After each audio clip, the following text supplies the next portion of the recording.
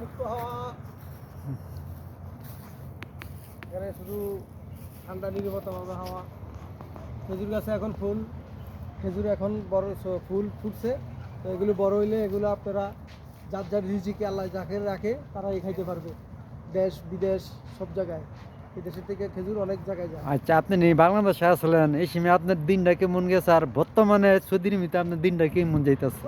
আলহামদুলিল্লাহ, বাংলাদেশে প্রথম আমি যেভাবে ছিলাম ওখানেও আমি ভালো ছিলাম। আমার হয়তো ব্যবসা বাণিজ্য ছিল এরকম। আর সৌদি আরব যখন ফার্স্ট আসছি, আসার পরে আমার 6 মাসের মতন আমার খুব একটু সমস্যা ছিল। তো এই কষ্টটা আলহামদুলিল্লাহ এখন দূরেছে, এখন আমি আছি মোটামুটি আলহামদুলিল্লাহ। সৌদি আইছেন কত বছর ধরে? হ্যাঁ, আমার 4 বছর রানিং চলতেছে। এই ক্ষেত্রে আমি সবসময় আল্লাহর কাছে শুকরিয়া আদায় করি যেভাবে আছি আল্লাহভাবে রাখলে আলহামদুলিল্লাহ।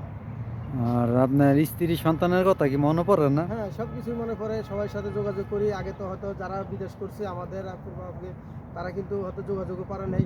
এখন বর্তমানে যারা নিয়ে বিদেশ করতেছে, এখন মোবাইল আছে, আপনার মোবাইলে ভিডিও কলে ফেস টু ফেস সবাই কথা কইতে পারে। এর থেকে আগের থেকে এখন শত উন্নত না, এই কারণে অনেকে অনেক কিছু মিলাই চলতে পারতেছে। তো দেশের মানুষের লেগে আপনি কিছু বললেন? দেশের মানুষের লাগে বলি, সবাই আল্লাহ সুস্থ রাখুক, ভালো রাখুক, শান্তিতে রাখুক। কারণ এই দুনিয়াতে বাঁচা থাকা সত্ত্বেও হইলো যিনি সুস্থ আছে সে সব কিছু আল্লাহর রহমত আছে। যার মনে করে সুস্থ নাই সে বুঝে দুনিয়াতে তার কষ্ট।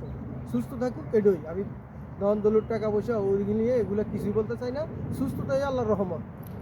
আর বলেন আপনার এই কথাটা আমি 7টা বাজে ছাড়মু, সবার কইয়া দেন লাইভ শেয়ার কইরা দিতে। ওকে, ঠিক আছে। উনি যদি এটা ফেসবুকে আপলোড করে লাইক শেয়ার করে দিবেন। ওকে, ধন্যবাদ।